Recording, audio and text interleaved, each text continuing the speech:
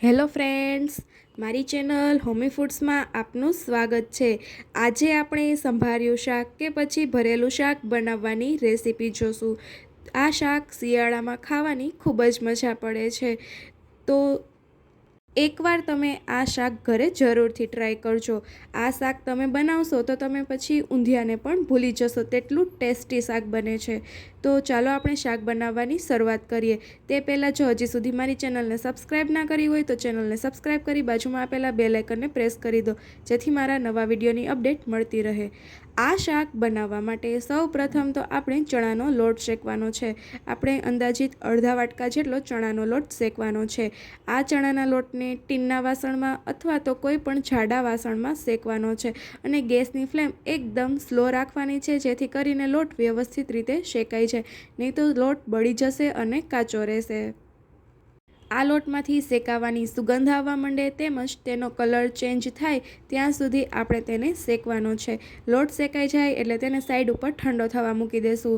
લોટ ઠંડો થઈ જાય ત્યારબાદ એક બાઉલની અંદર આપણે જે ચણાનો લોટ શેકીને તૈયાર કર્યો હતો તેને એડ કરી દઈશું। ત્યારબાદ આપણે આ બાઉલની અંદર થોડા માંડવીના દાણાનો ભૂકો એડ કરીશું। હવે આપણે તેની અંદર થોડી કોથમીર એડ કરી દઈશું। ત્યારબાદ આપણે તેની અંદર થોડી લસણની પેસ્ટ એડ કરીશું। થોડી લસણની પેસ્ટ અત્યારે એડ કરીશું અને થોડી લસણની પેસ્ટનો વઘાર સમયે ઉપયોગ કરીશું। હવે આપણે આ મસાલાની અંદર સ્વાદ અનુસાર મીઠું એડ કરીશું તેમજ 1 ચમચી જેટલી ખાંડ એડ કરીશું। આ મસાલો થોડો ખટ મીઠો રાખીશું।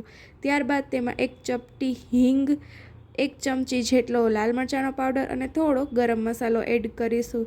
ત્યારબાદ તેમાં લીંબુનો રસ એડ કરીશું। હવે આપણે આ મસાલાની અંદર 1 થી અડધા ટેબલ સ્પૂન જેટલું તેલ એડ કરી દઈશું। આ મસાલાને સ્મૂથ બનાવવા માટે આપણે તેમાં પાણી એડ નથી કરવાનું, પરંતુ તેલ અને લીંબુનો ઉપયોગ કરીને જ તેને સ્મૂથ પેસ્ટ બનાવવાની છે। હવે આપણે આ મસાલાને સરસ રીતે હાથની મદદથી મસળીને હલાવી લેશું, તો આપણો આ મસાલો ભરવા માટે તૈયાર છે। આપણે અહીંયા આ રીતે રીંગણમાં 4 ચેકા પાડવાના છે। આ જ રીતે આપણે બટેટા અને ડુંગળીમાં પણ 4 ચેકા પાડવાના છે। આપણે બટેટાની સાઇઝ નાની લેવાની છે, જેથી કરીને તે વ્યવસ્થિત રીતે ચડી જાય, અને મરચાંમાં પણ આ રીતે વચ્ચે ચેકા પાડી અને બી કાઢી લેવાના છે।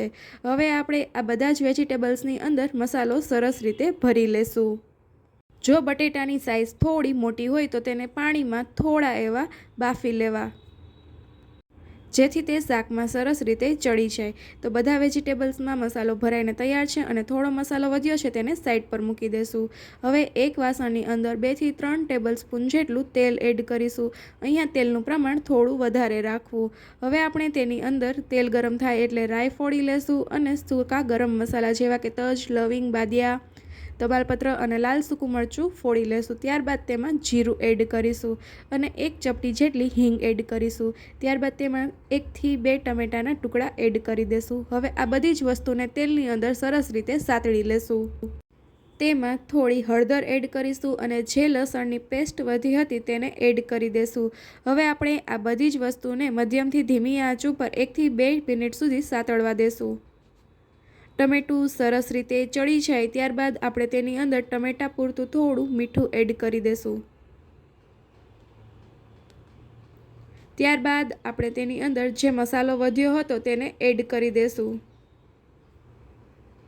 હવે આ બધી જ વસ્તુને સરસ રીતે હલાવીને મિક્સ કરી દેશું।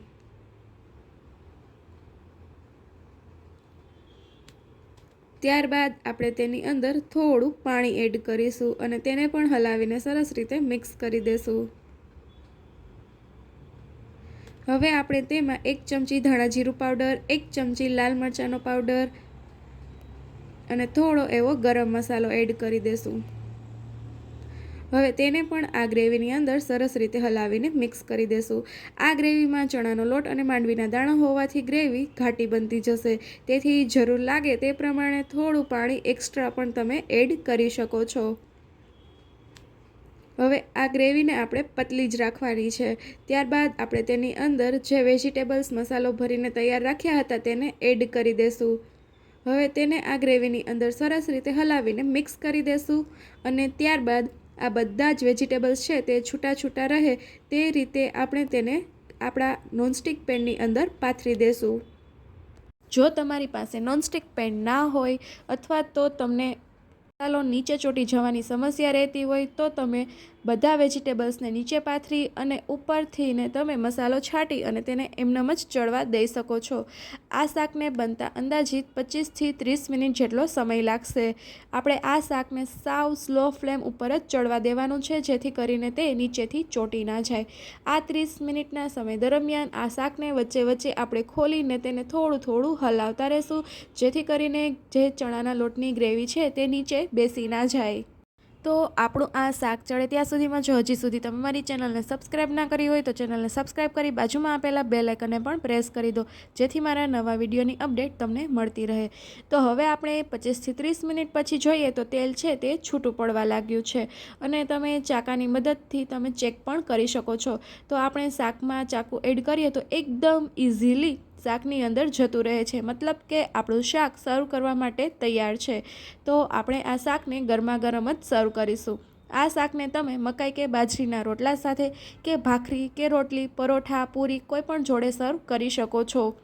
હવે આપણે આ શાકને કોથમીર વડે ગાર્નિશ કરીશું અને તેને સર્વ કરી દઈશું.